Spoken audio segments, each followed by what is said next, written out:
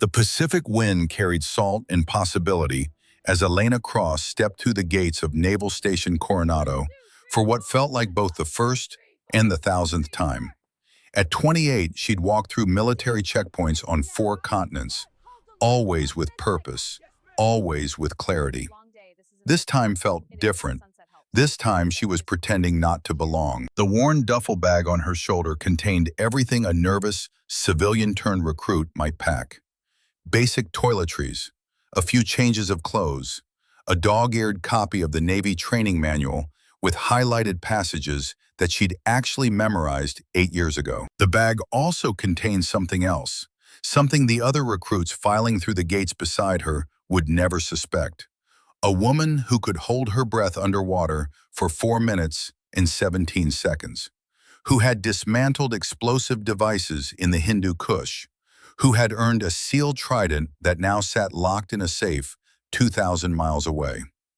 Elena let her shoulders slump slightly, adopting the uncertain posture of someone stepping into the unknown. Around her, genuine recruits chattered with nervous energy, their voices high and quick. Most were kids, really, early 20s at best, fresh from college or dead-end jobs, chasing something larger than themselves. They had no idea what larger actually looked like. First time on a naval base? The voice came from her left. A young man, maybe 20, with the broad shoulders and easy confidence of someone who'd grown up doing physical work. His accent carried the open vowels of West Texas. Elena turned, measuring her response. Yeah, you? Nah, my dad was Navy, grew up on bases. He extended a hand. Garrett Ashford. She took it, noting the calluses, the firm grip that tried just a little too hard. Elena Cross. You seem older than most of the others. It wasn't quite a question, but the curiosity hung there. Career change, Elena said, delivering the cover story she'd rehearsed with Commander Garrett Locke 3 weeks ago in a windowless office in San Diego. Worked construction in Colorado. Decided I wanted something more. Garrett nodded, accepting this at face value, as people usually did when you gave them a simple narrative that made sense. Well, welcome aboard. We're going to get our asses kicked together.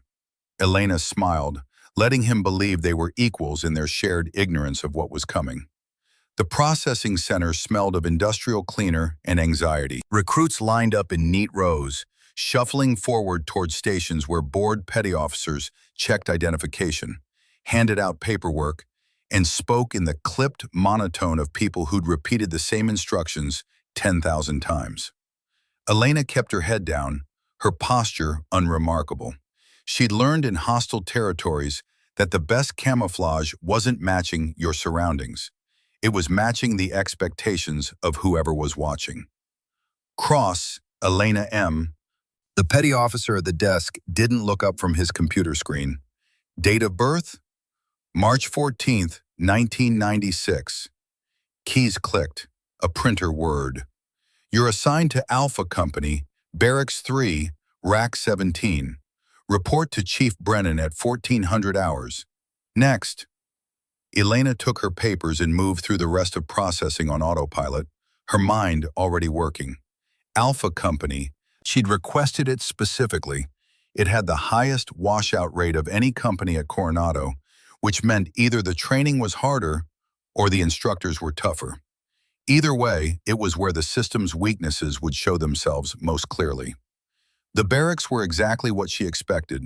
2-story concrete blocks arranged in precise rows. Everything painted that particular shade of gray that military installations seemed to order in bulk. Inside, the smell hit her first. That unique combination of cleaning products, sweat, and nervousness that permeated every training facility she'd ever entered. Bunks lined both walls, narrow metal frames with thin mattresses. Recruits were already claiming spaces, spreading out their meager possessions in an attempt to create small territories of identity in this deliberately impersonal space. Elena found Rack 17 near the back, away from the windows. Good. Less visible, easier to observe. She set down her duffel bag and began the mechanical process of making up her bunk with hospital corners. A skill she'd learned at 17 and refined through a decade of military life. Damn, you're fast at that. Elena glanced up. A young woman stood at the neighboring bunk, struggling with her fitted sheet. Red hair pulled back in a ponytail, green eyes sharp with competitive assessment. She looked like someone who'd spent her life being underestimated and had developed a thorny exterior in response. Practice, Elena said, keeping her tone neutral. Bridget Sullivan, Boston. The introduction came out like a challenge. Elena Cross, Colorado. You swim? Bridget asked, and something in her voice suggested this wasn't casual conversation. Elena weighed her options. A little. Community pools mostly. Bridget's eyes narrowed slightly, as if detecting something false in the response. But she didn't push. I've been swimming competitively since I was 8, state champion, 3 years running. She said it casually, but Elena recognized the subtext. I'm going to be the best here. Don't even try. That's impressive, Elena said, meaning it. Then she returned to her bunk, ending the conversation before Bridget could ask more questions. The afternoon sun slanted through the barracks windows as more recruits arrived, each one adding to the mounting nervous energy in the room. Elena sat on her bunk, outwardly reading her training manual, actually conducting a detailed assessment of her surroundings. 43 recruits in Alpha Company, age range approximately 18 to 32. Physical fitness levels varied wildly. Some moved with athletic confidence, others with the uncertain gait of people unaccustomed to their own bodies. Most were men, but 7 women, each carrying herself with the particular determination of someone who'd chosen a harder path and intended to prove something. At 13:58, a voice cut through the barracks chatter like a blade through silk. Alpha Company, fall in. 2 minutes. Courtyard. Move. The voice belonged to a woman, and it carried the kind of authority that made instant obedience reflexive. Recruits scrambled for the door, some still pulling on shoes. Elena moved with the crowd, but didn't rush, observing the chaos with clinical interest. First test. Could they follow simple instructions under pressure? The courtyard baked under the California sun, concrete radiating heat like a griddle. Alpha Company assembled in something approximating formation, spacing uneven, posture ranging from military straight to slouching. Elena positioned herself in the back row, third from the right. Unremarkable positioning, middle of the bell curve. The woman who'd given the order stood before them, hands clasped behind her back. Mid-30s, maybe 5'7", with the lean, hard-muscled build of someone who'd earned every pound through work, not genetics. Her uniform was immaculate, khaki pressed to knife edges, boots reflecting the sun, dark hair pulled back so tight it had to hurt, eyes that missed nothing. My name is Chief Petty Officer Kira Brennan, she said, her voice carrying effortlessly across the courtyard without needing to shout. Boston accent underneath the military precision. For the next 8 weeks, I own you. Your time is my time. Your effort is my evaluation. Your success or failure reflects on this company, which means it reflects on me, which means I care about it very much. Are we clear? Yes, Chief. The response came ragged, unsynchronized. Brennan's expression didn't change, but something in her stillness communicated deep disappointment. That was pathetic. When I ask you a question, you respond as one voice, with one purpose. Let's try again. Are we clear? Yes, Chief. Better this time, though, still imperfect. Adequate, Brennan said, which felt like faint praise. You are now recruits in the United States Navy. Some of you will complete this training and go on to serve with honor. Some of you will realize this was a mistake and go home. Both outcomes are acceptable, as long as you're honest about which one you are. What is not acceptable is half-assing it. What is not acceptable is quitting on your team. What is not acceptable is lying to me, to your shipmates, or to yourself about what you're capable of. Understood? Yes, Chief. Brennan began walking down the rows, her gaze moving from recruit to recruit like a scanner looking for defects. She paused here and there, making small corrections. Chin up, shoulders back, feet together. When she reached Elena, there was the briefest hesitation, a microscopic pause that probably no one else noticed. "Name," Brennan said. "Elena Cross, Chief. Age?" "28, Chief." Brennan's eyes narrowed fractionally. "Little older than most. What brings you to the Navy at 28, Cross?" Elena had prepared for this question, rehearsed the answer until it sounded natural. "Wanted a change, Chief. Wanted to serve something bigger than myself." Brennan held her gaze for another moment, then moved on. But Elena felt the weight of that scrutiny, the sense that Chief Petty Officer Kiera Brennan was someone who noticed things, who remembered inconsistencies, who wouldn't be easy to fool. The first week of training blurred past in a haze of early mornings, constant movement, and deliberate mediocrity. Elena woke at 0500 with everyone else, made her bunk with everyone else, stood in formation with everyone else. She ran the obstacle courses at a pace that kept her in the middle third of the company. She completed push-ups and sit-ups to the minimum acceptable standard, no more. She asked occasional questions that a prepared civilian might ask, but never too many, never too insightful. It was harder than any mission she'd run. In Kabul, she'd posed as a foreign aid worker, but that had required acting competent in a different way. This required suppressing competence, hiding muscle memory, pretending not to know things her body knew instinctively. When they ran the morning physical training routes, every fiber of her being wanted to surge forward, to feel the burn of maximum effort, to push until her lungs screamed. Instead, she jogged at a steady 10-minute mile pace, breathing harder than necessary, occasionally stumbling on terrain she could navigate in pitch darkness. The other recruits began to form the social structures that always emerged in groups under pressure. Garrett Ashford became the unofficial leader of their bunk area, the guy people went to with questions, the one who could diffuse tension with a joke. Bridget Sullivan appointed herself the standard-bearer for female excellence, attacking every physical challenge with fierce determination and keeping careful mental score of who performed better or worse than her. A guy named Declan Pierce, former Yale linebacker with movie star looks and an ego to match, held court about his college athletics and how basic training was basically just conditioning with yelling. Elena watched them all, taking mental notes. Garrett had natural leadership instincts but no framework to direct them. Bridget's competitive fire would either forge her into something exceptional or burn her out. Declan's arrogance masked deep insecurity about whether his past achievements would translate here. And then there was Ethan Rivers. She first really noticed him on day 3, during the initial swimming assessment. The entire company had marched to the base's Olympic-sized pool, and the mood had shifted palpably. For many recruits, this was the moment of truth. You could fake your way through running or push-ups to some degree, but water didn't lie. Water found your weaknesses and exploited them. The recruits lined up along the pool deck in their Navy-issued swim trunks, the morning sun glinting off chlorinated water. Elena positioned herself in the middle of the group, carefully unremarkable. Chief Brennan stood at the pool's edge with a clipboard and stopwatch, her expression unreadable. 500 yards, Brennan announced.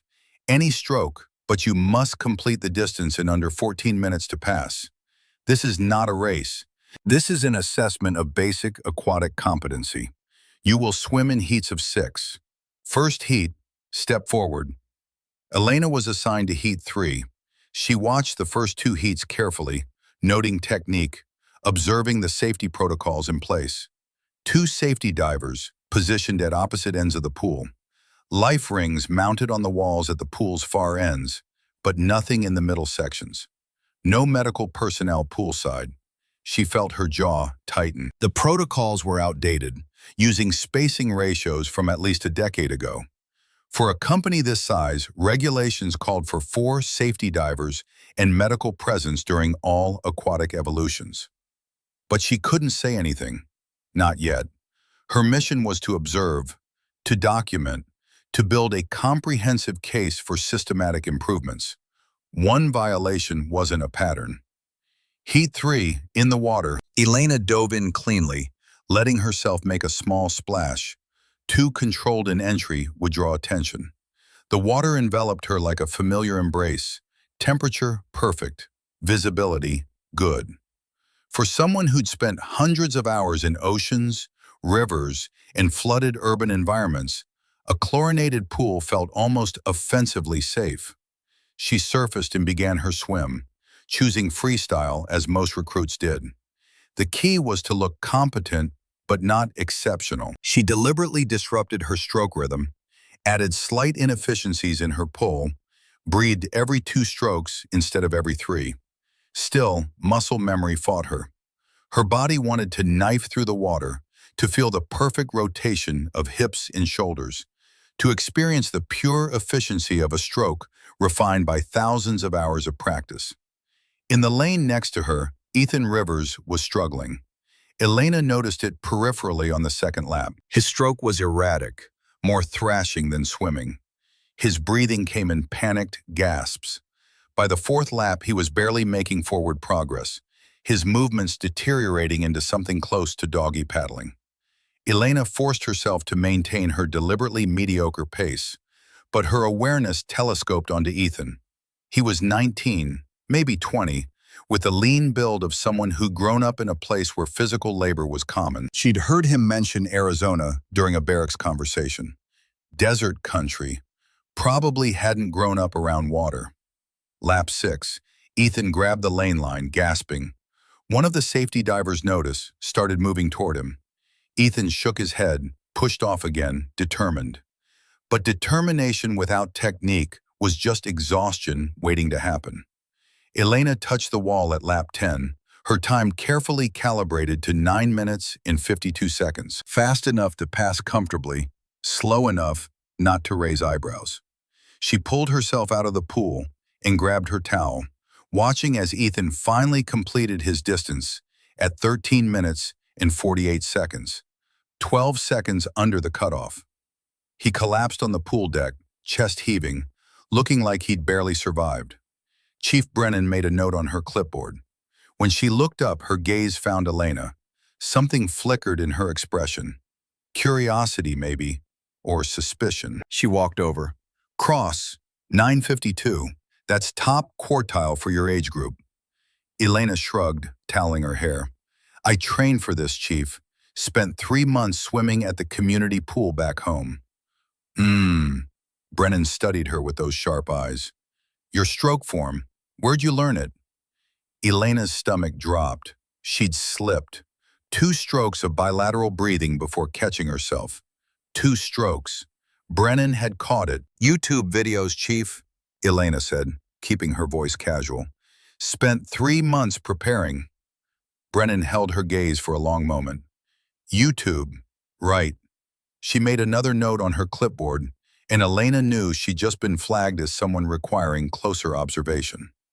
That evening, Elena sat alone in the barracks common area, ostensibly reviewing her training manual, but actually conducting a different kind of study. Through the window, she could see Ethan Rivers sitting at the pool's edge, still in his workout clothes, staring at the water like it was an enemy that had defeated him.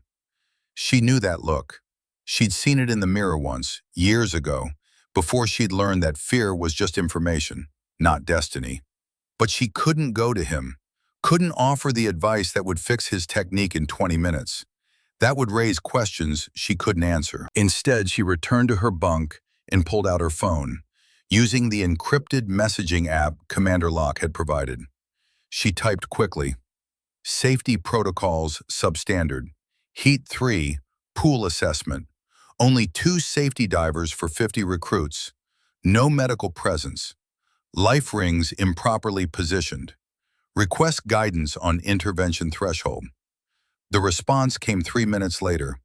Document and observe. Do not intervene unless life-threatening emergency. We need comprehensive pattern, not isolated incidents. Your mission is information gathering, not immediate correction. Elena read the message twice, then deleted it per protocol. She lay back on her bunk, staring at the ceiling, listening to the sounds of 43 recruits settling in for the night. Somewhere in this barracks was a kid who couldn't swim properly and was terrified to admit it. Somewhere in the Navy's training infrastructure was a gap between policy and practice that put recruits at risk. And somewhere in Elena's chest was a tension between the mission she'd accepted and the instinct that had kept her alive through 8 years of warfare. When you see a problem, you fix it. She fell asleep still feeling that tension, not knowing it would nearly break her before the week was out. The rhythm of military training was designed to break down civilian identity and rebuild something harder, more uniform, more useful to the service.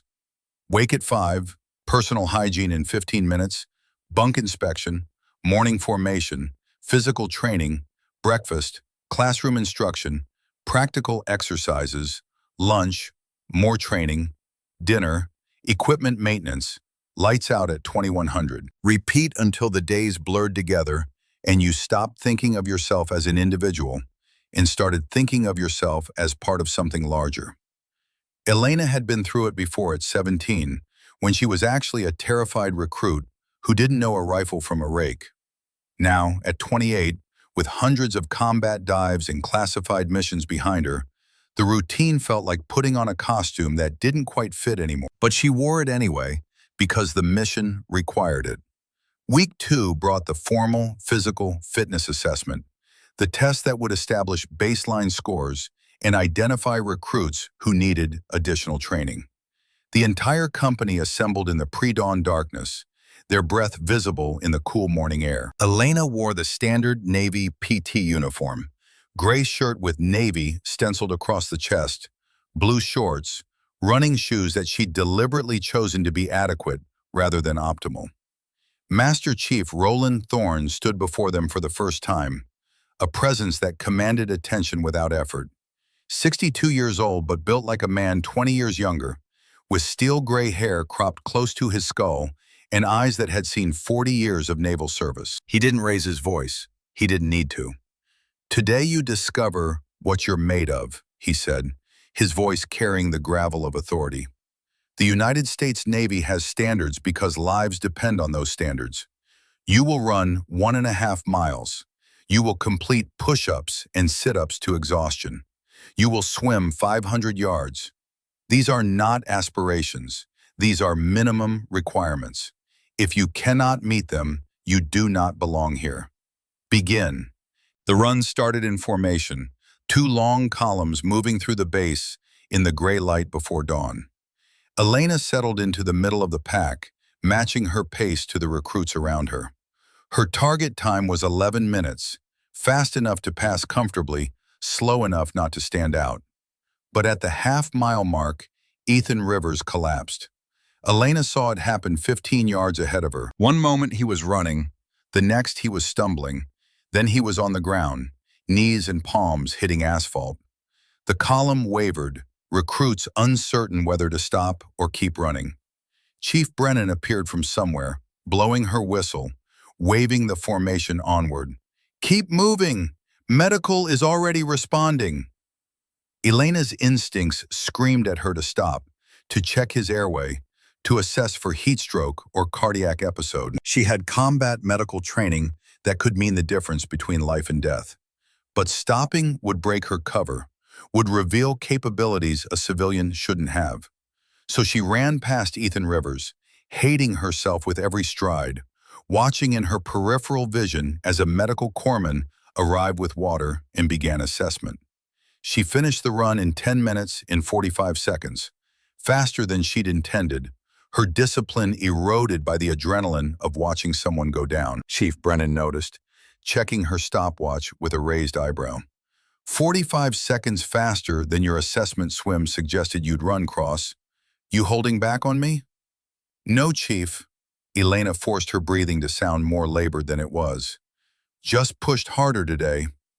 That same skeptical sound, that same calculating look. Ethan was back 15 minutes later, released by medical with a diagnosis of mild dehydration and instructions to drink more water. He looked shaken, but determined, And Elena saw in his eyes the same stubborn pride that probably kept him from admitting he couldn't swim well. Pride could get you killed. The push-ups and sit-ups were easier to calibrate. Elena counted carefully, stopping at 60 push-ups when she could have done another 100. Stopped at 70 sit-ups when her abs had barely begun to burn. Around her, recruits grunted and strained and collapsed, their faces red with effort, their arms shaking. She made sure her arms shook too, made sure her breathing sounded strained. Bridget Sullivan cranked out 75 push-ups with perfect form, her competitive fire evident in every rep. When she finished, she glanced at Elena with an expression that was pure challenge. Elena gave her a thumbs up, acknowledging the achievement without rising to the unspoken competition. Then came the pool. 500 yards, 10 laps of the Olympic-sized pool. For Elena, it should have been a warm-up, the kind of distance she could swim in her sleep. But she'd calculated that her performance needed to match her earlier assessment. Around 950, competitive but not exceptional. Heat 3 again. Elena, Bridget, Ethan, Declan Pierce, and 2 others. They stood at the pool's edge in the late morning sun, the water shimmering invitation and threat. Elena noted the same inadequate safety setup. 2 divers, no medical presence, life rings only at the ends.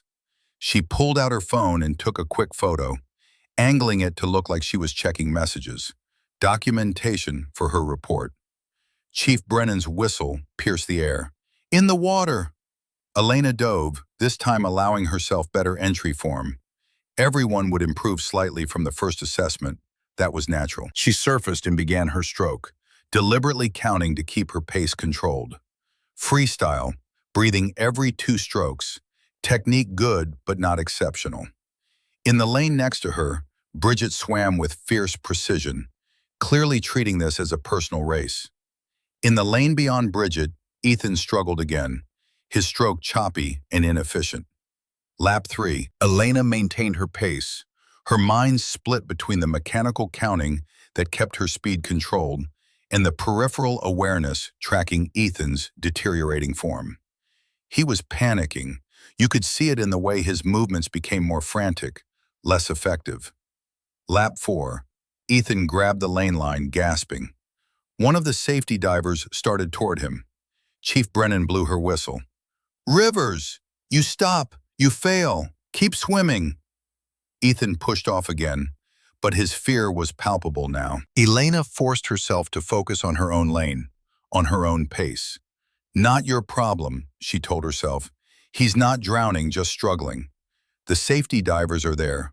You're here to observe, not intervene." Lap 7. Ethan was barely making forward progress, his face in the water too long between breaths, his stroke falling apart completely. Lap 8. Elena touched the wall, pushed off for lap 9. In her peripheral vision, she saw Ethan grab the wall, saw a safety diver reach him. Not drowning, just done. Failed the test but alive. Lap 10. Elena touched the final wall at 9 minutes and 53 seconds, 1 second slower than her first assessment. Exactly the kind of consistency that wouldn't draw attention. She pulled herself out of the pool, reached for her towel, made herself not look at Ethan being helped out of the water by the safety diver, his chest heaving, his eyes showing the particular devastation of public failure. But Master Chief Thorne was looking at her. He stood 20 feet away, stopwatch in hand, his expression unreadable. When their eyes met, Elena saw calculation there, assessment, the kind of scrutiny that came from decades of evaluating recruits and recognizing anomalies. He walked over slowly, deliberately. "Cross," he said, his voice neutral.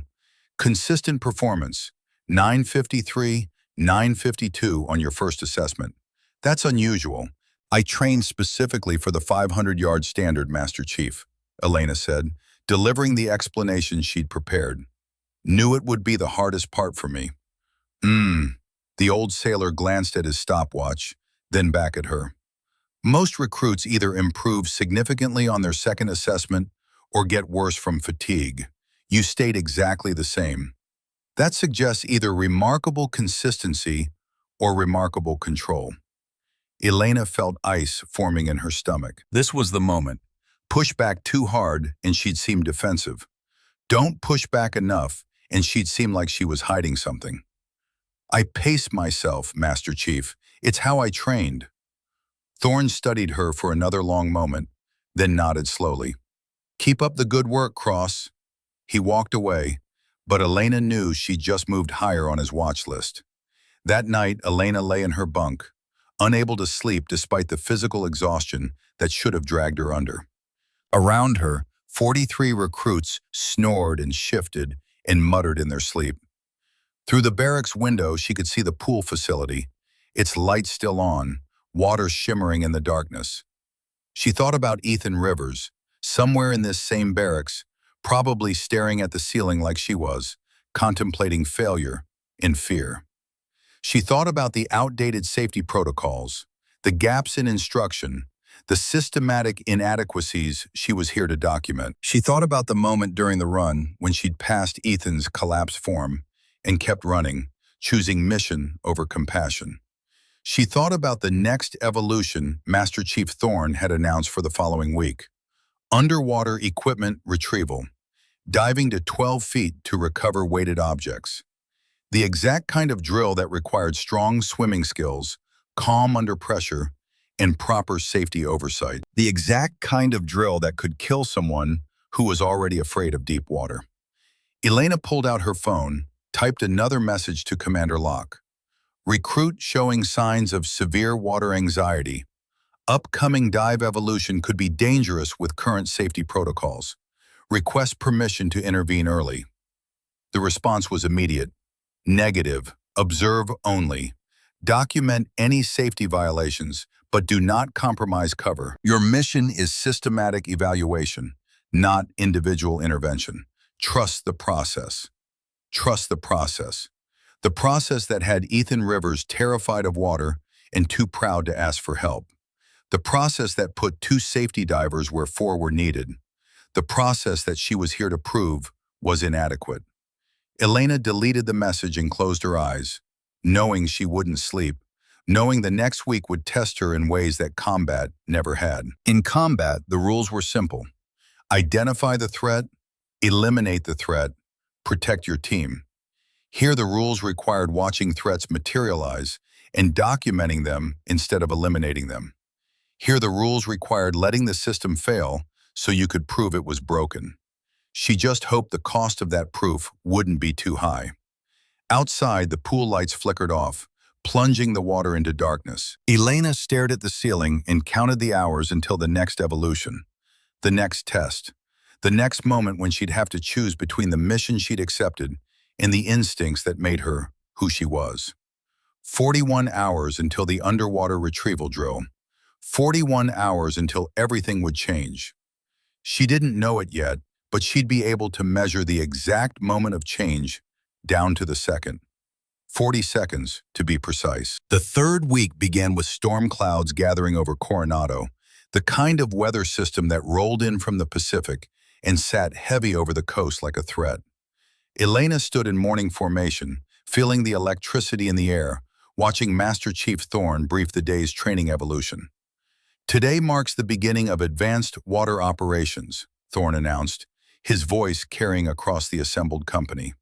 You've demonstrated basic swimming competency. Now we test whether you can function underwater under stress.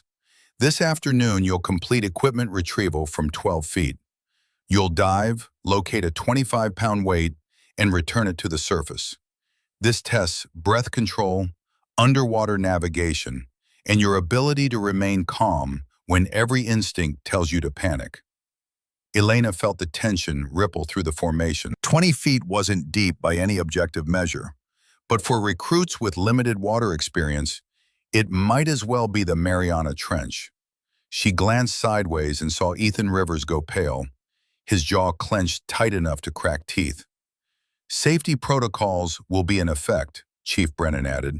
2 divers will be stationed in the pool. Medical is on standby. Life safety equipment is positioned per regulation. You will complete this evolution or you will not advance in this program. Questions? 2 divers, Elena noted. Still 2, not 4. Medical on standby meant not poolside. She felt the familiar weight of documentation settling onto her shoulders, the burden of watching inadequacy play out in real time. No hands went up. Nobody wanted to be the recruit who asked if it was safe. The morning passed in final equipment checks in nervous waiting. Elena spent the time observing the safety setup through the pool fence, documenting the inadequacies she knew would matter soon. 2 divers, no poolside medical, life rings at the ends only. Her phone buzzed. Commander Locke's response to her earlier message. Your concern is noted and will be part of your formal report. Do not intervene. Repeat, do not intervene. Document only. Elena deleted the message and pocketed her phone. Let the protocols work, even when she knew they wouldn't. During the lunch break, Elena found herself walking past the pool facility. Through the fence, she could see the training setup being prepared. The Olympic pool glittered in the afternoon sun, storm clouds having passed without breaking. At the bottom, she could see the dark shapes of weighted objects arranged in a grid pattern. 2 safety divers were checking their equipment on the pool deck. Just 2. Looks deeper from up here, doesn't it? Elena turned. Ethan Rivers stood a few feet away, gripping the chain-link fence, staring at the water like it was a firing squad. 12 feet is manageable, Elena said carefully. It's all about staying calm. Easy to say. Ethan's knuckles were white on the fence. I grew up in the desert. We had one public pool, and it was 6 feet at the deep end. I never learned to dive properly, never needed to. Elena measured her response, walking the razor edge between helpful and suspicious. The instructors will teach you the technique. You just have to trust the training. Like I trusted it during the swim test? Bitterness edged his voice. I barely passed. I know I barely passed. And now they want me to go down 12 feet and grab something heavy while holding my breath. I'm going to fail this. I'm going to wash out. Every instinct Elena had screamed at her to fix this. She could teach him proper dive technique in 15 minutes, could show him breath hold exercises that would double his capacity in a week, could give him the mental frameworks that transformed fear into focus. But doing any of that would raise questions she couldn't answer. You won't know until you try, she said instead, hating how inadequate the words sounded. Ethan laughed, hollow and sharp. Yeah, guess I won't. He walked away, shoulders hunched, carrying his fear like a pack that was too heavy. Elena stayed at the fence, watching the safety divers run through their checks, counting the gaps in their coverage, feeling the weight of foreknowledge settling into her bones. Something was going to go wrong this afternoon. She could feel it the way you could feel incoming weather, the way her body had learned to sense danger before her conscious mind caught up. She turned and walked back toward the barracks, each step feeling like complicity. The afternoon sun beat down on the pool deck as Alpha Company assembled for the underwater retrieval evolution. 50 recruits in swim gear, their faces showing varying degrees of confidence and dread. The 2 safety divers stood ready, tanks on their backs, masks on their foreheads. A corpsman sat at a table 20 yards away, close enough to respond, but not close enough to intervene immediately. Master Chief Thorne held a clipboard, Chief Brennan held a stopwatch, and the whole scene had the ceremonial quality of a test that people either passed or remembered failing for the rest of their lives. Listen up, Thorne began. The evolution is simple. You'll enter the water, dive to the bottom, retrieve one weight, and return it to the surface. You'll then exit the pool and report to Chief Brennan. Time limit is 90 seconds from entry to exit. You'll complete this individually. Any questions? Garrett Ashford raised his hand. Master Chief, what if we can't reach the bottom? Then you surface, take a breath, and try again. You have 3 attempts. If you can't complete it in 3 attempts, you fail this evolution. Bridget Sullivan's hand went up next. What if something goes wrong underwater? The safety divers are here for emergencies. They're watching. They're trained. Trust them. Thorne's voice carried absolute confidence in the protocols, the kind of certainty that came from 40 years of seeing them work. Except they didn't always work. Elena knew that. The statistics knew that. But statistics didn't matter until they became personal. First recruit, Ashford, you're up. Garrett approached the pool edge with the easy confidence of someone who'd grown up swimming in ranch ponds. Declan swaggered to the edge, all Yale linebacker confidence, and jumped in feet first rather than diving. Elena watched him descend, his form inefficient, his movements showing the hesitation of someone in an unfamiliar environment despite his bravado. He reached the bottom, grabbed a weight, and started up. Halfway to the surface, his ascent slowed. His movements became jerky. He was running out of air. One of the safety divers dropped into the water, swimming toward him. But Declan's survival instinct kicked in, and he kicked harder, bursting through the surface, gasping and sputtering, the weight somehow still in his grip. He swam to the edge and hauled himself out, chest heaving. Barely adequate, Pierce. Control your breathing before you descend. Next time you might not make it. Thorne's voice carried disapproval. Next, Whitaker. The evolution continued. Some recruits made it look easy. Some struggled but succeeded. Two failed on their first attempt and had to try again. One recruit, a quiet kid from Montana named Sienna Whitaker, panicked at 8 feet and surfaced without the weight, then sat on the pool deck with her head between her knees, working up the courage to try again. Elena watched it all, her operator's mind tracking patterns. The safety divers were good, but they were splitting their attention between the recruit in the water and the next recruit preparing to go.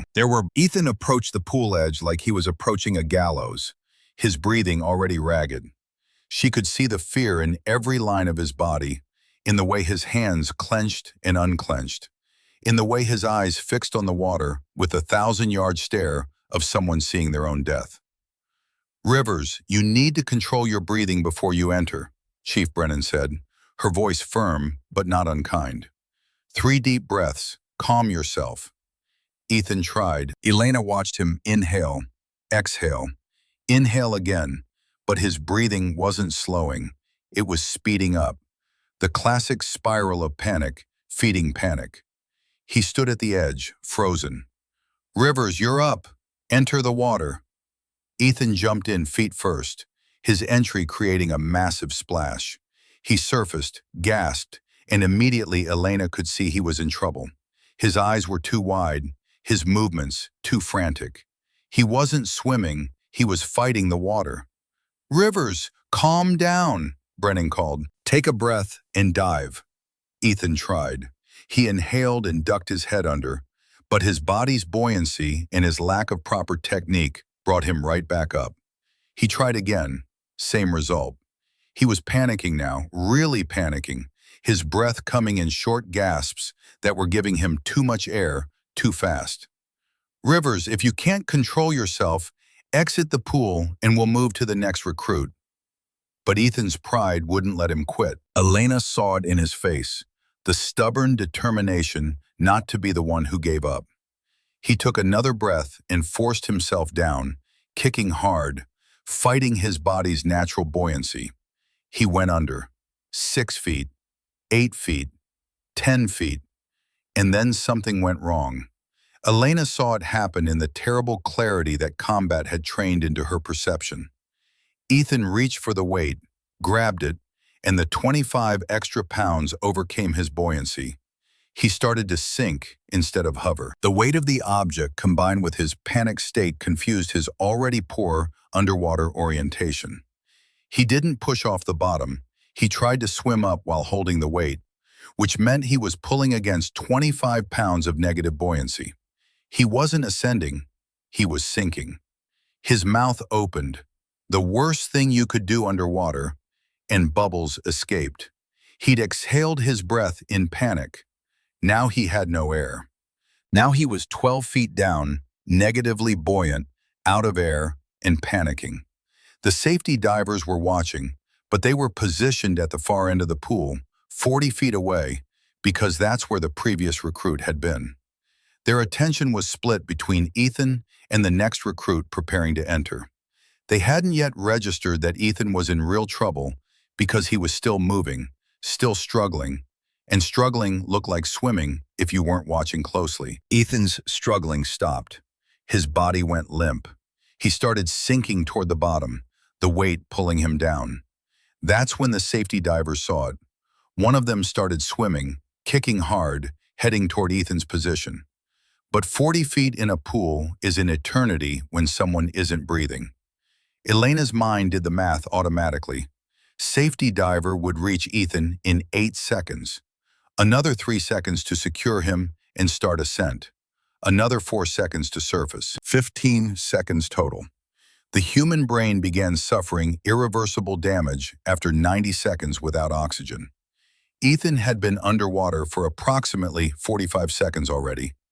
Add 15 more and you were at 60. Still safe, technically, but that assumed he hadn't already aspirated water, hadn't already damaged his lungs. Chief Brennan blew her whistle, sharp and urgent. "Diver down! Medical to the pool!" The corpsman jumped up, grabbing his kit, running toward the pool edge. And Elena made her decision. She didn't think about it. Thinking took time, and time was brain cells dying, was Ethan sinking to the bottom while everyone else was still reacting. Her body was already moving before her conscious mind caught up. Muscle memory and 8 years of emergency response training taking over. She ran 3 steps and dove. The entry was perfect. Hands together in a spear point, body straight as an arrow, minimal splash. She cut through the water like a bullet, her dive angled precisely toward where Ethan was sinking. Around her, she heard muffled shouts from above the water, heard the whistle blowing again, but it was all distant, all irrelevant. There was only the target, only the mission. 5 seconds after her entry, Elena was at depth, level with Ethan's sinking form. Her lungs held plenty of air. She'd inhaled reflexively before diving, a breath that filled her lungs to 90% capacity, and her body knew how to use oxygen efficiently. She had time. Not much, but enough. She reached Ethan in a controlled underwater swim, her movements economical and precise. He was unconscious, his eyes closed, his mouth slightly open, the weight still gripped in his hands like he'd forgotten to let go. Elena assessed in a fraction of a second.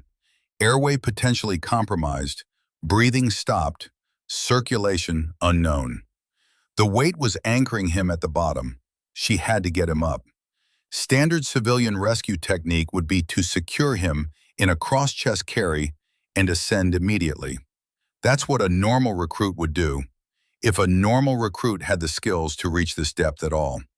But Elena wasn't a normal recruit, and standard technique wasn't going to be fast enough. She made the second decision in as many seconds, the decision that would destroy her cover completely but might save Ethan's life. Elena positioned herself below Ethan, braced her feet on the pool bottom, and pried the weight from his hands. It dropped to the tile with a dull thud.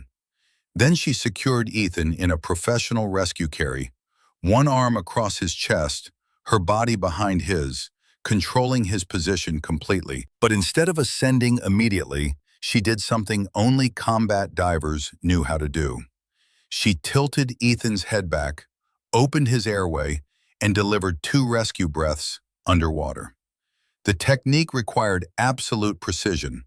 You had to create a seal with your mouth over the victim's mouth and nose, then force air from your lungs into theirs while managing your own buoyancy and the victim's position. Do it wrong, and you accomplished nothing. Do it right, and you could keep someone's brain oxygenated for the critical seconds it took to reach the surface. Elena had practiced this technique 500 times in training, had used it twice in real operations. Her body knew the mechanics like breathing. She sealed her mouth over Ethan's, exhaled carefully, felt his chest rise as air entered his lungs. Once, twice. His lips had the blue tinge of oxygen deprivation, but his chest was expanding. The air was reaching his lungs. Then she kicked for the surface. With Ethan's dead weight in her arms, Elena should have struggled. Any normal recruit would have. But Elena's legs were powerful from a decade of combat swimming, and her buoyancy control was perfect. She ascended in a smooth, controlled diagonal, adjusting their combined buoyancy as the pressure decreased, making it look effortless. They broke the surface after 40 seconds total underwater. 40 seconds from the moment Elena dove to the moment she surfaced with Ethan in her arms. His color already improving from the oxygen she'd forced into his lungs, his chest starting to move in shallow breaths. The pool deck had erupted into controlled chaos. The safety diver was 3 feet away, reaching for Ethan. The corpsman was at the pool edge with the medical kit. Chief Brennan was shouting coordinates into a radio. Master Chief Thorne stood frozen, his stopwatch still running, his face showing an expression Elena couldn't quite read. But nobody was watching her yet. They were all focused on Ethan. Elena released him to the safety diver and the corpsman, who pulled him to the pool edge and laid him out on the deck. His eyes fluttered. He coughed, water coming up. Good signs. Brain activity, gag reflex functioning. He was going to be okay. That's when the attention shifted to Elena. She was still in the water, treading effortlessly, her breathing calm and controlled, despite having just completed a rescue dive that should have left her gasping. The pool deck fell silent except for Ethan's coughing. 50 recruits stared at her. 2 safety divers stared at her. Chief Brennan stared at her. Master Chief Thorne stared at her, and in his eyes, Elena saw the moment of complete understanding. Nobody could do what she'd just done without years of professional training. Nobody could dive that deep that fast, execute a perfect underwater rescue, deliver breath holds that precise, and surface looking like they just completed a warm-up lap. The speed of her response, the perfection of her technique, the underwater rescue breathing that only military combat divers learned, it was all impossible for a civilian recruit. Her cover wasn't just blown, it was obliterated. Cross! Master Chief Thorne's voice cut through the silence like a blade. Out of the water! My office. Now. Elena pulled herself from the pool in one smooth motion, water streaming from her body. She didn't look at the other recruits, didn't acknowledge the stunned silence. She grabbed her towel and followed Thorne toward the administrative building, feeling the weight of 43 sets of eyes on her back. Behind her, she heard Garrett's voice, filled with awe and confusion. What the hell was that? And Bridget's response, sharp with understanding. That was someone who's done this before. A lot. The walk to Master Chief Thorne's office felt like walking to a court-martial. Elena's mind was already running through scenarios, calculating responses, preparing for the confrontation she knew was coming. Her mission was compromised. Her cover was destroyed. But Ethan was alive, and that had to count for something. Thorne's office was exactly what she expected. Spartan, organized, decorated with 40 years of naval service condensed into plaques and photographs. He shut the door behind them and gestured to a chair. Elena sat, still in her wet swim gear, water pooling on the floor beneath her. Roland Thorne didn't sit. He stood with his arms crossed, studying her like she was a puzzle he was determined to solve. I'm going to ask you once, he said, his voice level. Who are you? Elena met his gaze and made a calculation. She could continue the lie, could try to spin some story about having lifeguard training or emergency response certification. But Thorne wasn't stupid, and the technique she just used wasn't something you learned at the YMCA. The moment for deception was over. I need to make a call, Master Chief. Thorne's eyebrows rose fractionally. A call? Yes, Master Chief, to my commanding officer. Your commanding officer? Thorne's voice remained neutral, but Elena saw the calculations happening behind his eyes. Recruits don't have commanding officers. They have drill instructors. I'm not actually a recruit, Master Chief. The silence that followed was profound. Thorne studied her for a long moment, then moved to his desk and pulled out a secure phone. He set it in front of her. Make your call. Elena picked up the phone and dialed the number she'd memorized. the direct line to Commander Garrett Locke at Naval Special Warfare Command. He answered on the second ring. Locke?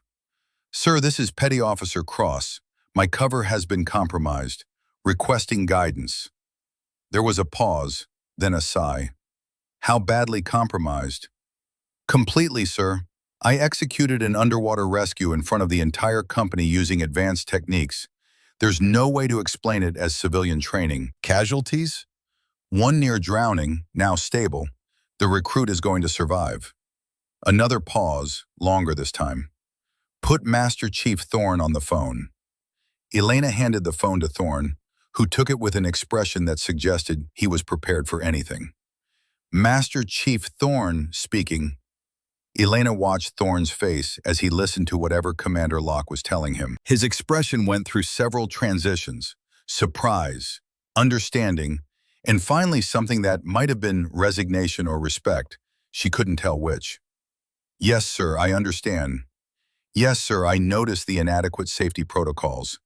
Yes, sir. Thorne glanced at Elena. She's been documenting everything? More listening. Understood, sir. I'll convene the meeting immediately. Thorne hung up the phone and sat down heavily in his chair. He looked at Elena for a long moment, then shook his head slowly.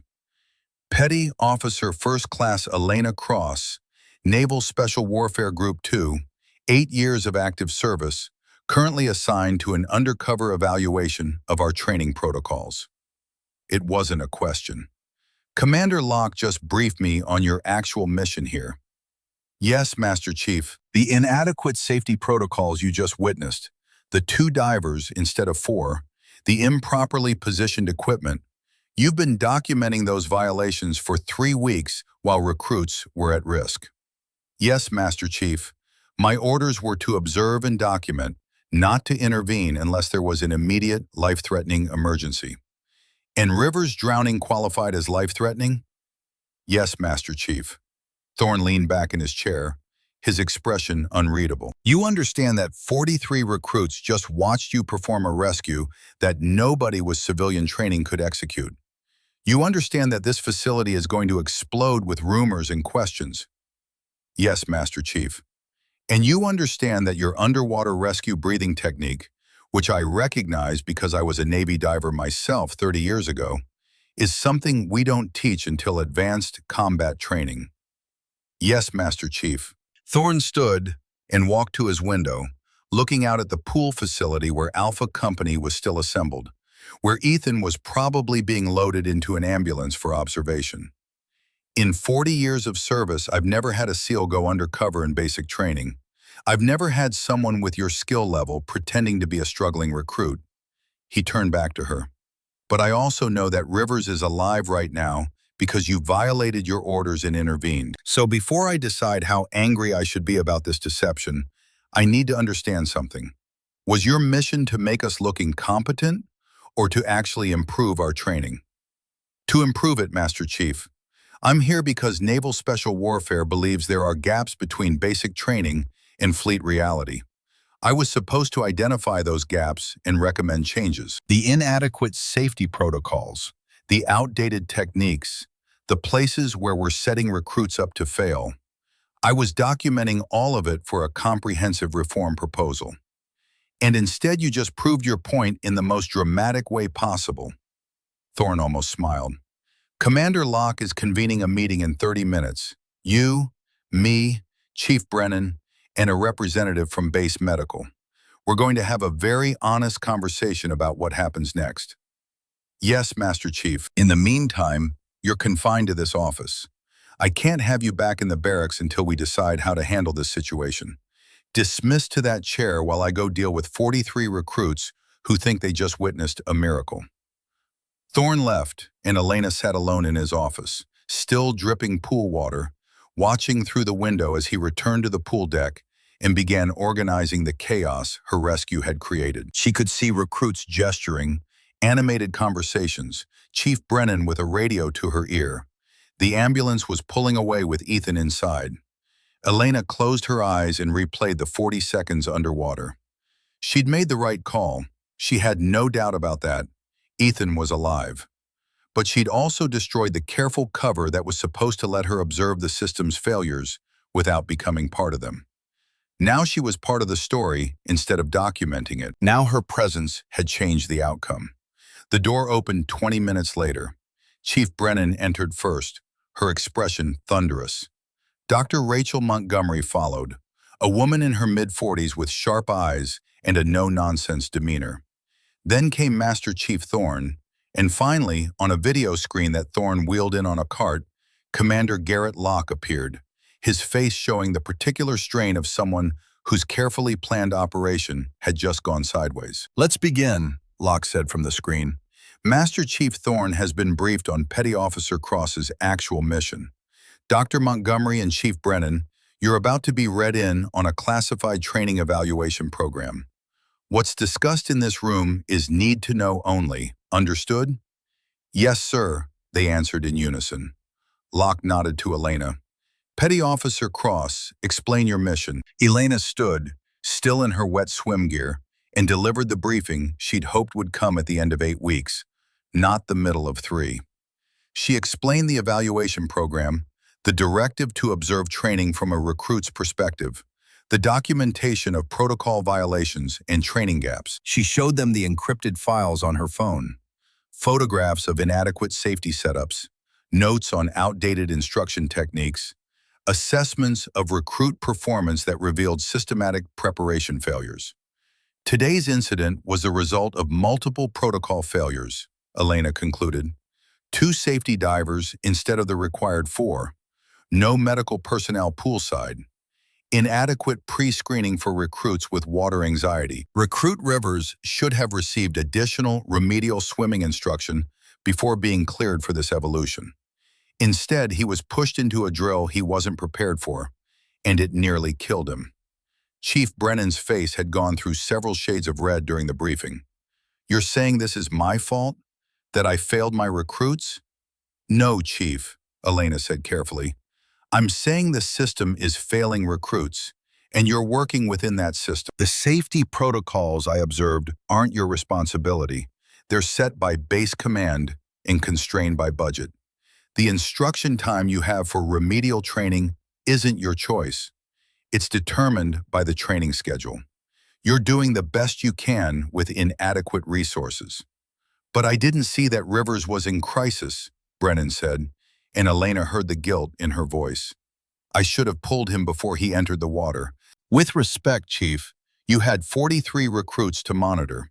You can't be everywhere at once. That's why proper safety protocols exist, to provide backup when individual attention isn't possible." Dr. Montgomery spoke up for the first time. "I've been requesting increased medical presence at Water Evolutions for 18 months. My requests have been denied due to staffing constraints. Today's incident proves exactly why those requests should have been approved." "Agreed," Commander Locke said from the screen. "Which brings us to the question of what happens next. Petty Officer Cross's cover is completely compromised. Every recruit in Alpha Company knows she's not a normal trainee. We have 3 options." He counted them off on his fingers. 1. Extract Cross immediately, classify the entire operation, and continue training as normal. This preserves operational security but wastes the opportunity for reform. 2. Extract Cross and use her documentation to push for changes through official channels, which could take years and might be ignored. 3. Modify the mission. Cross reveals her identity and becomes an official instructor-evaluator for the remainder of the training cycle. She implements improved protocols while continuing to assess the program, essentially turning this into a pilot for enhanced training standards. Master Chief Thorne leaned forward. "Option 3 would be unprecedented, sir. We'd be telling recruits that they've been training alongside a SEAL who was evaluating them. That could destroy trust, damage morale. Or it could improve training quality by a factor of 10, Locke countered. Cross has capabilities and knowledge that most basic training instructors don't possess. What if we use this situation to actually test whether enhanced instruction produces better recruits? The recruits might feel betrayed, Chief Brennan said. Cross deceived them for 3 weeks. I saved Rivers, Elena said quietly. That has to count for something. The room fell silent. Brennan looked at her, really looked at her, for the first time since the meeting began. You violated your orders to save him. Yes, Chief. You blew your entire mission to prevent a recruit from drowning. Yes, Chief. Brennan's expression softened fractionally. Then maybe they'll understand that you were always on their side, even when they didn't know it. Commander Locke made a decision. We proceed with option 3. Master Chief Thorne, you'll convene Alpha Company tomorrow morning. Petty Officer Cross will reveal her identity and her mission. She'll spend the next 5 weeks as an advanced instructor, implementing improved protocols and teaching enhanced techniques. We'll document the results and use them to justify systematic reforms. Dr. Montgomery, you'll provide medical oversight for all water evolutions going forward. Chief Brennan, you'll work with Cross to integrate her methods into your instruction plan. What about Rivers? Elena asked. What's his status? Dr. Montgomery consulted her tablet. He's being held for observation overnight. Mild aspiration, no permanent damage.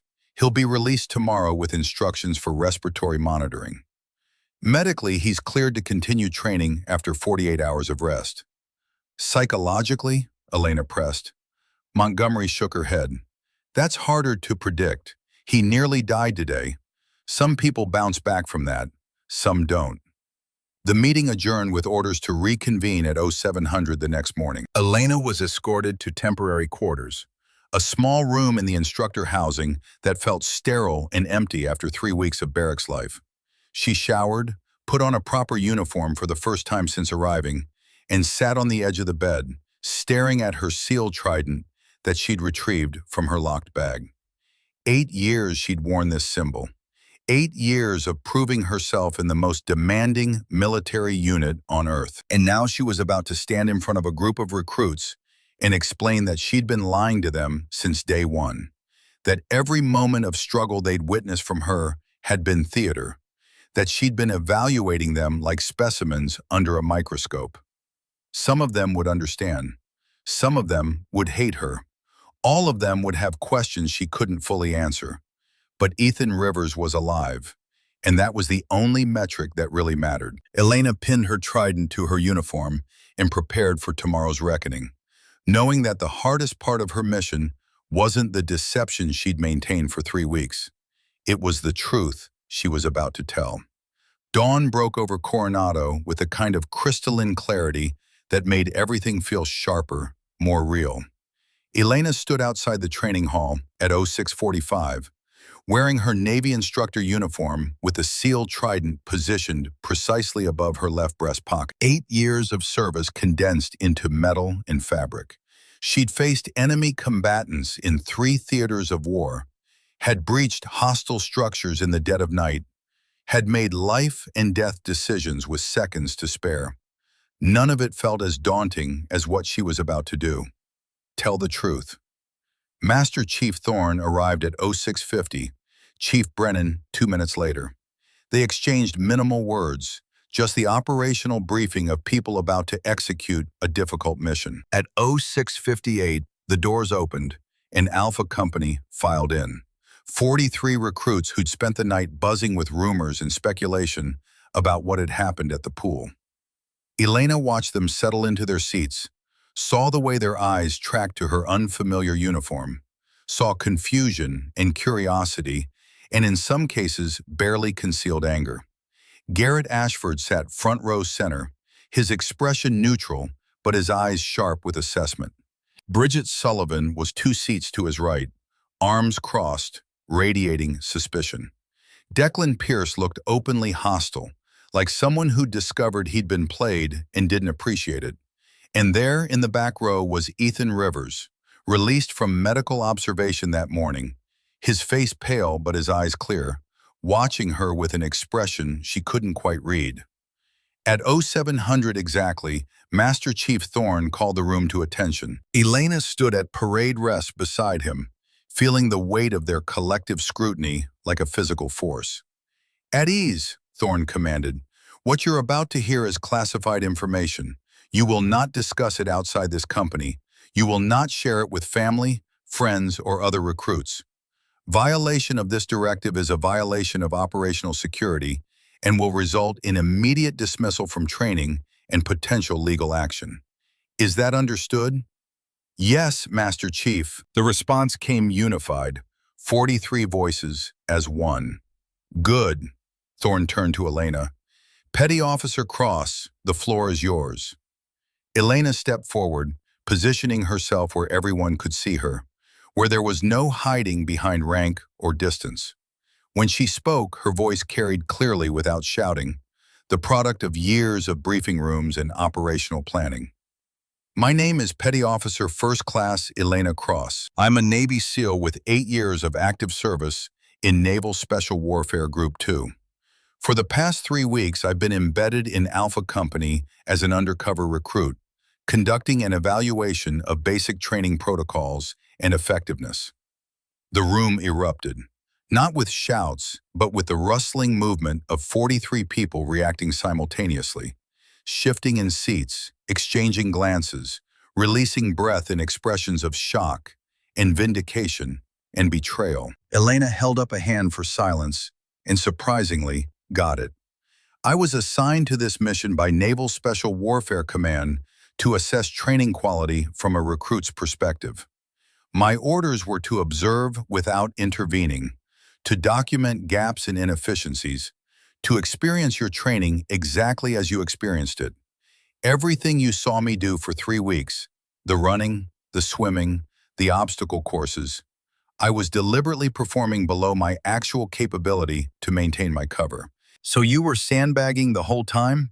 Declan's voice cut through the room, sharp with accusation. Making us all look bad while you were secretly some kind of super soldier? No, Elena said firmly. I was performing at the level a well-prepared civilian recruit might achieve.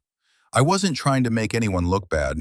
I was trying to understand what the training program actually delivers versus what it promises to deliver. Garrett raised his hand, always following protocol even in chaos. Permission to speak, Petty Officer? Granted. If you were here to evaluate the program, why reveal yourself now? You had 5 more weeks of cover. Because yesterday a recruit nearly died due to inadequate safety protocols, and I chose saving his life over maintaining my mission. That choice exposed capabilities I couldn't explain away as civilian training. Every eye in the room shifted to Ethan, who'd gone even paler, if that was possible. He stared at Elena with an expression that mixed gratitude and shame and something else she couldn't identify. Bridget spoke without raising her hand. The underwater rescue breathing, that's what gave you away? Yes, it's an advanced combat diver technique. Civilians don't learn it. Recruits don't learn it until specialized training. But it was the only way to keep oxygen flowing to Rivers' brain while getting him to the surface fast enough to prevent permanent damage. So you blew your entire mission for one recruit. This from a voice in the middle of the room, Sienna Whitaker, her tone not accusing, but genuinely curious. Yes. Why? Elena took a breath, choosing her words carefully. Because no evaluation, no matter how important, is worth a human life. Because Rivers was in crisis due to systemic failures I'd been documenting instead of correcting. Because at the end of the day, I'm a Navy SEAL, and that means I protect the people I serve with, even when they don't know I'm serving with them. The room fell silent, processing this. Finally, Ethan stood, his movements slow but steady. Permission to speak, Petty Officer? Granted, Rivers. You saved my life. His voice cracked slightly. I was drowning. I was dying. I remember the water, the weight pulling me down. And then, nothing until I woke up on the pool deck breathing. You did that. Yes. Then I don't care that you lied about who you were. I don't care that you were evaluating us. You chose me over your mission. That's all I need to know. He sat down abruptly and Elena saw several recruits nodding in agreement. But not all of them. Declan stood, his jaw tight with anger. This is bullshit. We've been training with a ringer for 3 weeks. Every time we struggled, you were probably laughing at us, thinking about how pathetic we were compared to your SEAL standards. How are we supposed to trust anything you say now? Pierce, stand down. Chief Brennan's voice cracked like a whip. You will address Petty Officer Cross with respect. No, it's a fair question, Elena said. Pierce, you want to know if I was judging you? The answer is yes. That was my job, to evaluate whether this training program adequately prepares recruits for fleet service. But I wasn't comparing you to SEAL standards. I was comparing what you were being taught to what you actually need to know. And the gaps I found aren't your fault. They're institutional failures. She pulled out her tablet and brought up her documentation files. 2 safety divers instead of 4 during high-risk water evolutions. Outdated swimming instruction that doesn't address fear management. Physical training that tests endurance but doesn't teach injury prevention. Classroom instruction on topics that haven't been updated in a decade. These aren't problems with you as recruits. These are problems with the system that's supposed to prepare you. Master Chief Thorne stepped forward. Which brings us to why you're all here this morning.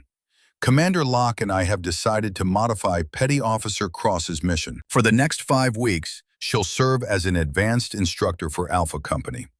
You'll still meet all standard training requirements, but you'll also receive enhanced instruction in areas where we've identified gaps. Think of it as a pilot program for improved basic training. So we're guinea pigs now? Someone muttered from the back. No, Elena said. You're the first company to receive training that actually prepares you for what comes next. The swimming techniques that could save your life in a shipboard emergency. The leadership frameworks that'll help you make decisions under pressure. The equipment handling that'll keep you from getting injured doing routine maintenance. This is the training you should have been getting from day one. Garrett raised his hand again.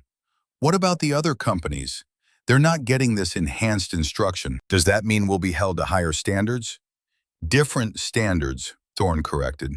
You'll still pass or fail on the same basic metrics as everyone else. But Cross will be teaching you skills beyond those basics. What you do with that knowledge is up to you. Chief Brennan spoke for the first time since the briefing began. I want to be clear about something. I knew nothing about Petty Officer Cross's real identity until yesterday. I've been training you to the standards I was given, using the protocols I was taught. If those protocols were inadequate, that's not a reflection on my capabilities as an instructor. It's a reflection on a system that hasn't kept pace with what modern sailors actually need. Cross is here to help me be a better instructor, which means she's here to help you become better sailors.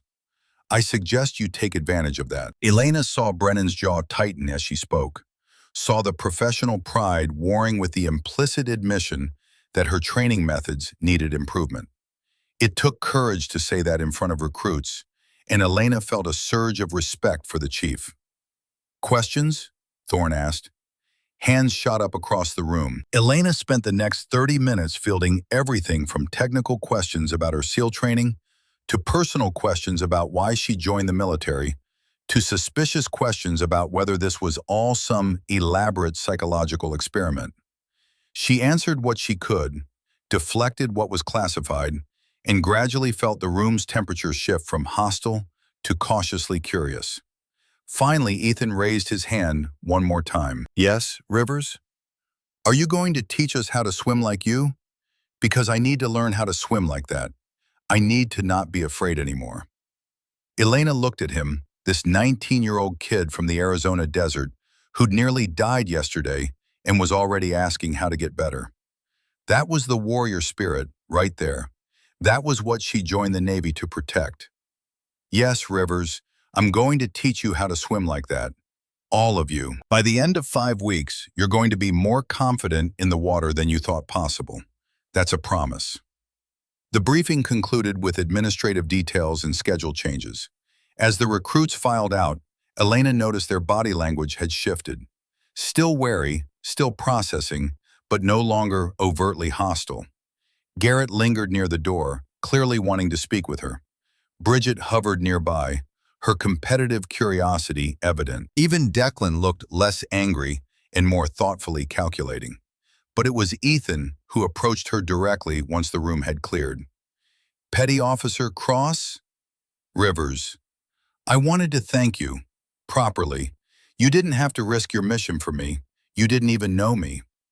I knew you were a sailor in trouble. That was enough. I've been terrified of water my whole life, Ethan said quietly. Growing up in the desert, it wasn't something I had to deal with. Then I joined the Navy because I wanted to do something important, something that mattered. And suddenly I'm surrounded by the one thing that scares me most. I've been faking confidence this whole time, hoping I could just push through it. Yesterday proved I can't. Fear isn't something you push through, Elena said. It's something you understand and then use. The ocean doesn't care about your confidence. It cares about your competence. Over the next 5 weeks, I'm going to teach you how to be competent in the water. The confidence will follow. You really think I can do this? I think you almost died yesterday, and you're standing here asking how to get better, instead of asking how to quit. Yeah, Rivers, I think you can do this. He nodded, squared his shoulders, and walked out with something approaching hope in his expression. Chief Brennan appeared at Elena's elbow once the room was empty. That was well handled. Better than I expected, actually. They're good kids. They just need better tools. I've been doing this for 12 years, Cross. I thought I was doing it right. Yesterday proved I wasn't. Yesterday proved the system wasn't supporting you to do it right. There's a difference.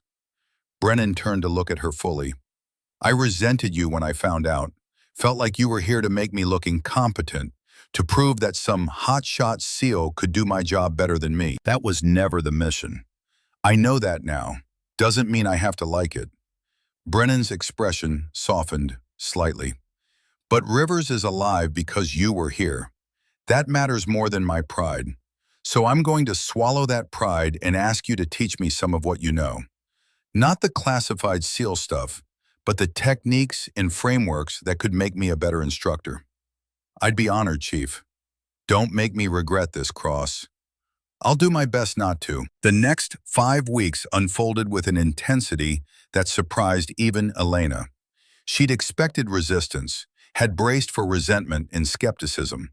What she got instead was hungry curiosity and fierce determination. Alpha Company attacked the enhanced training like they were trying to prove something, and maybe they were, proving that they could rise to higher standards, that they deserved the investment of specialized instruction. Week 4 focused on water confidence building. Elena restructured the swimming program from the ground up, starting with proper breath control and building progressively toward the skills that had looked like magic when she'd rescued Ethan. She worked with him personally every afternoon, spending an extra hour after regular training to address his specific fears and technical gaps. The water isn't your enemy, she told him during one session, both of them floating in the shallow end, while the rest of the company showered and changed. It's a medium, like air. You don't fight air when you run. You move through it efficiently. Same principle applies here. Air doesn't fill my lungs and kill me if I breathe wrong, Ethan pointed out, but he was smiling slightly, his comfort level visibly improved from a week ago. No, but panic kills you just as dead whether you're on land or in water. That's what we're really training, your ability to stay calm when your body wants to panic. Once you master that, the technical skills are just mechanics. By the end of week 4, Ethan completed the 12-foot weight retrieval that had nearly killed him. Watching him surface with the weight in hand, grinning with triumph and relief, Elena felt a satisfaction deeper than anything she'd experienced in combat operations. This was a different kind of victory, one measured in transformed capability rather than eliminated threats.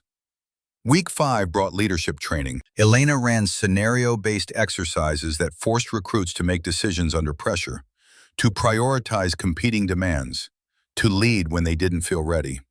Garrett emerged as the natural standout, his instincts validated and sharpened by proper framework.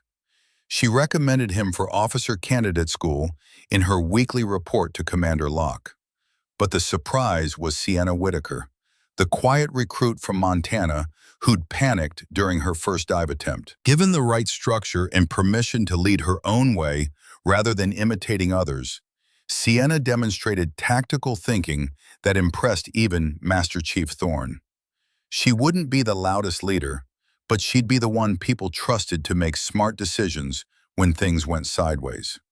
Bridget's competitive fire, properly channeled, transformed her from someone trying to beat everyone into someone trying to elevate everyone. Elena watched her spend personal time coaching weaker swimmers, using her competitive swimming background to teach technique with patient precision. "You're good at this," Elena told her after one particularly effective coaching session. "I like winning," Bridget said with a shrug. "Turns out helping my team get better is a form of winning. That's called leadership. You should consider pursuing it formally." Like officer candidate school?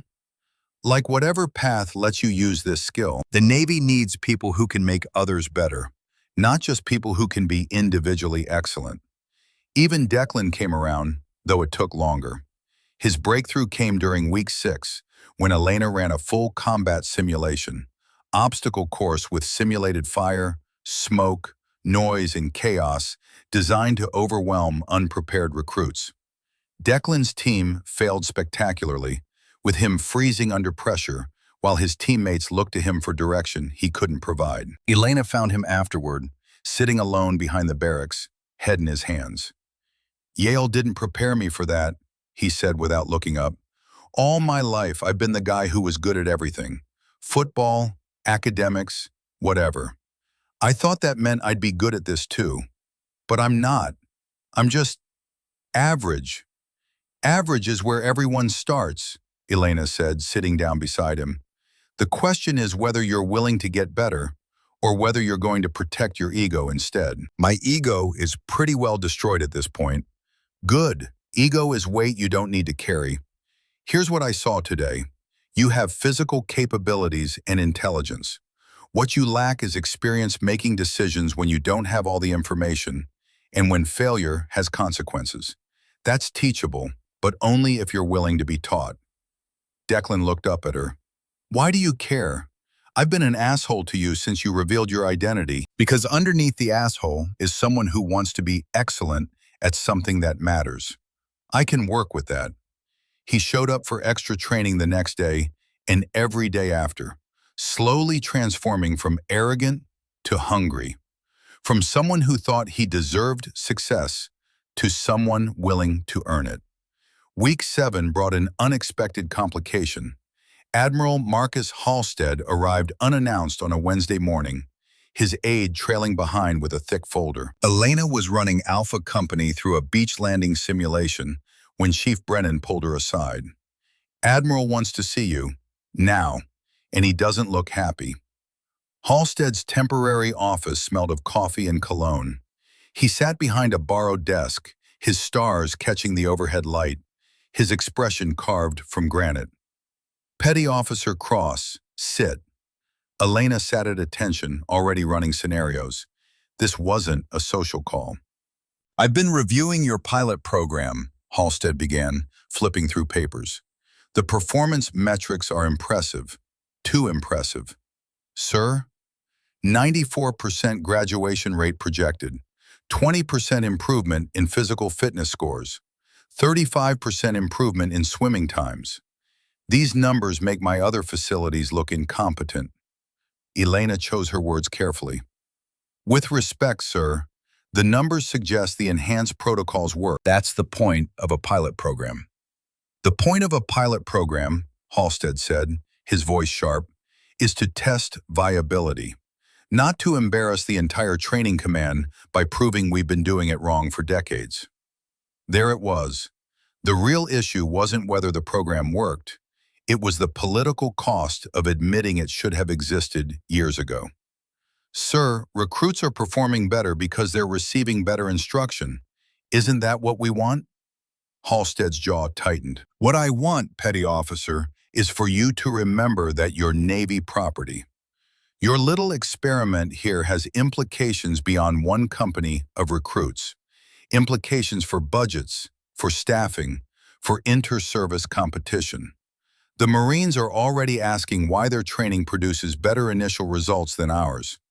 If I roll out your program Navy-wide, I'm admitting they were right.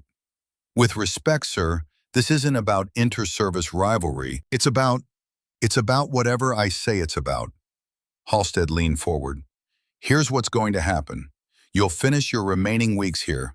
You'll file your report, and then you'll return to your team and forget this little teaching experiment. Captain Thorne's job offer? Denied. This pilot program? Quietly shelved. We'll implement some minor updates, claim credit for innovation, and move on. Elena felt ice forming in her chest. Sir, you're shutting down a program that demonstrably saves lives because it makes you look bad? I'm making a strategic decision about resource allocation in institutional priorities. You're dismissed. Elena stood, saluted, and walked out before her professionalism cracked. She found Master Chief Thorne in the equipment shed, running inventory. He took one look at her face and closed the door. Halstead? He's killing the program, all of it. Says the improvements make everyone else look incompetent, which is apparently worse than actually being incompetent. Thorne's expression didn't change, but something hardened in his eyes. I was afraid of this. You knew? I suspected. Halstead's up for his 4th star. He can't afford controversy. A program that proves the Navy's been training inadequately for years? That's controversy. So we just give up? Let Rivers and 46 others be a statistical anomaly that gets buried. No. Thorne pulled out his own phone, began scrolling. We go around him. I've been Navy for 40 years. I know where the bodies are buried, and more importantly, I know who buries them. Halstead has enemies, people who'd love to see him embarrassed, people who care more about getting it right than about protecting reputations. Sir, are you suggesting? I'm suggesting that your report is going to accidentally get CC'd to the Inspector General, the Chief of Naval Operations, and 3 members of the Senate Armed Services Committee, all of whom will find it very interesting that an admiral suppressed a program that could have prevented training fatalities because it made him look bad. Elena stared at him. That could end your career. I'm 62 and have a pension. What are they going to do? Fire me? Thorne smiled grimly. Besides, you saved Rivers. Halstead's trying to bury that. Some things are worth fighting for, even if the fight gets dirty. What do you need from me? Keep training Alpha Company like nothing's changed. Let them graduate with the skills they've earned. And when you file your report, be thorough. Document everything, every protocol violation, every safety gap, every improvement we made. Make it so detailed and so damning that when it hits the right desks, Halstead won't be able to spin his way out. Elena nodded slowly. And if this backfires? Then we both get early retirement and can live with ourselves, better than the alternative. Week 7 continued with team operations, integrating all the skills they developed into cohesive unit exercises. Alpha Company's performance began exceeding the other companies by measurable margins. Their physical fitness scores climbed. Their swimming times dropped. Their leadership evaluations improved. Other instructors started asking Chief Brennan what she was doing differently, and to her credit, Brennan directed them to Elena's methods, rather than claiming credit herself. But Elena worked late into the nights now, compiling her report with the thoroughness that Master Chief Thorne had requested. Every protocol violation documented with photographs and timestamps. Every safety gap cross-referenced with Navy regulations. Every improvement tracked with before and after performance metrics. She built a case that was airtight, comprehensive, and damning. When she finally submitted it through official channels, she also sent courtesy copies to the addresses Thorne had provided. Then she waited. The explosion came 3 days before graduation. The Inspector General's office announced a formal investigation into training safety protocols across all Navy basic training facilities. The announcement specifically cited credible evidence of systematic protocol violations that may have contributed to preventable training accidents. Admiral Halstead was named as a subject of the investigation. Within 24 hours, Halstead announced his retirement, effective immediately. Within 48 hours, Captain Roland Thorne was promoted to Admiral and appointed as head of Training Standards Development for the entire Navy Training Command. Within 72 hours, Elena received orders assigning her as Deputy Director of Training Standards, effective upon completion of her current assignment. Graduation day arrived with California sunshine and the particular pride that came from watching people complete something genuinely difficult. Alpha Company assembled in their dress uniforms, 47 of the original 50 recruits having made it through. The 3 who'd washed out had done so for legitimate reasons: 1 medical discharge, 1 voluntary separation, 1 failure to meet minimum standards. A 94% graduation rate compared to the facility's historical 78%. The ceremony itself was traditional military precision: speeches from commanding officers, presentation of certificates, formal recognition of achievement. But Alpha Company knew they'd completed something beyond the standard program, and it showed in how they carried themselves. When the individual awards were announced, Ethan received the most improved recruit citation. As he walked to the podium, the entire company erupted in applause that went on long enough that the presiding officer had to call for order.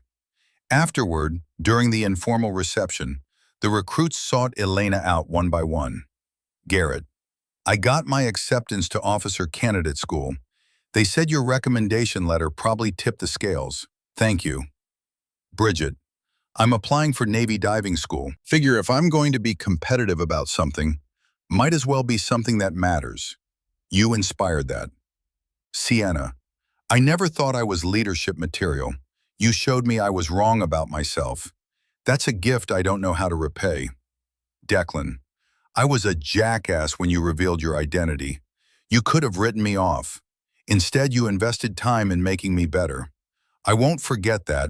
I'll try to pay it forward. But it was Ethan who presented her with the plaque, the one the entire company had commissioned. To Petty Officer First Class Elena Cross, he read aloud, his voice steady and proud. You showed us that 40 seconds of courage can change everything. You chose us over your mission. You taught us to exceed our own expectations. You proved that heroes sometimes look like ordinary people until the moment they decide to be extraordinary. Thank you for being extraordinary when we needed it most. Elena accepted the plaque, the weight of it surprising, the words on it even more so.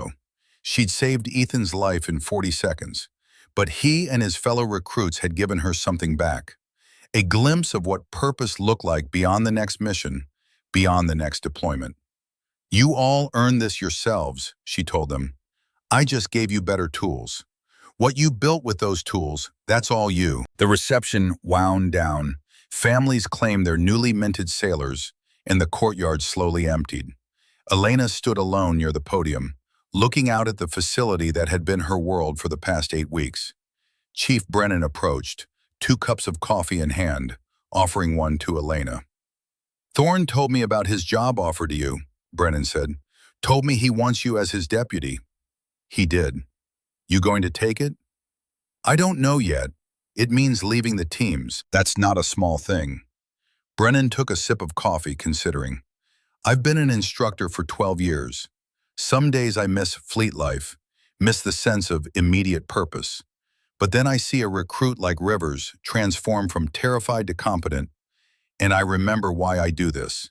You change one person's trajectory, you change every person they'll ever serve with.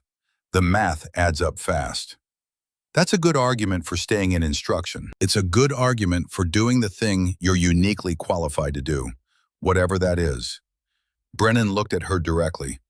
You're uniquely qualified to fix broken systems, Cross. Not many people can say that. I'm uniquely qualified to kick down doors and conduct underwater operations too.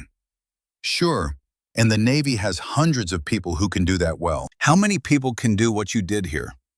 How many people have the operational credibility, the teaching ability, and the institutional access to actually change how we train tens of thousands of sailors? My guess is less than 10 in the entire Navy. Elena didn't have a response to that. They stood in comfortable silence, drinking coffee, watching the California sun sink toward the Pacific. 6 months later, Elena sat in her new office at Naval Training Command Headquarters, reviewing implementation plans for the enhanced basic training protocols that Alpha Company had piloted. The program was rolling out across all basic training facilities, backed by the performance data from her evaluation and the testimonials from instructors who'd seen the results firsthand. Resistance remained from budget offices and traditionalists who thought the old ways were fine, but the momentum was undeniable. Admiral Thorne, she still had to remind herself of his new rank, stuck his head in her door. "Staff meeting in 10. You ready to present the water safety protocol updates?" "Ready, sir." "Good. The CNO is going to push back on the cost of additional safety divers. I need you to explain why 4 is non-negotiable." "I can do that, sir." Thorne started to leave, then paused. "By the way, got an interesting message this morning. Petty Officer Rivers requested you as his instructor when he reports to Navy Diving School next month. Apparently, he specifically asked for you." Elena smiled. "Did you approve it?" "Hell no, you've got bigger things to do than babysit one diver candidate. But I thought you'd want to know he's still pushing himself, still building on what you started." "That's good to hear, sir." After Thorne left, Elena turned to her window and saw Ethan Rivers. He stood in the parking lot below, in his Navy diving school uniform, looking up at her building. She opened the window. "Rivers, thought you reported to diving school next week." "I do, ma'am. Just wanted to." He held up a newspaper. "Wanted you to see this." Elena went downstairs. The newspaper headline read, "Admiral Halstead retires amid training safety scandal. IG, investigation finds systemic protocol violations." "Master Chief, Admiral Thorne told me what you both did," Ethan said quietly. "Fighting the Admiral, risking everything to make sure the program didn't get buried. We just did what was right. You did more than that. You taught me that courage isn't just jumping in the water. It's fighting the fight even when the enemy wears stars." He extended his hand. "I'm going to be a good diver, ma'am, because you showed me how. And someday, when I'm the old guy teaching the young guys, I'm going to remember that the system only changes when people care more about doing right than protecting themselves." Elena shook his hand, felt the strength in his grip, saw the confidence in his eyes where terror used to live. "Make me proud, Rivers." "Already working on it, ma'am." She watched him drive away, then returned to her office. The plaque from Alpha Company sat on her desk, the words about 40 seconds catching the afternoon light. 40 seconds had exposed her identity, but the months that followed had revealed her purpose, not just saving one life in one moment, but fighting to build systems that save thousands of lives across thousands of moments. Outside, another class of recruits marched past. Their training would be better because Elena had fought for it. Their safety protocols would be stronger because Thorne had risked his career for them. Their instructors would be better prepared because 2 people had decided that institutional comfort mattered less than institutional improvement. The work was never done, but today, for the first time since accepting this position, Elena felt certain she'd made the right choice. Not the easy choice, not the expected choice, but the right one. Elena Cross had spent 8 years proving she could be extraordinary in combat. Now she spent her days proving that extraordinary could also mean making sure others had the training, the protocols, and the support to become extraordinary themselves. The 40 seconds that had exposed her identity had also revealed her purpose. She'd entered the water that day as an undercover operator. She'd surfaced as something else entirely, a guardian not of sailors, but of the systems that forged them. It wasn't the service she'd expected, but it was the service that mattered most. And that, she discovered, was enough.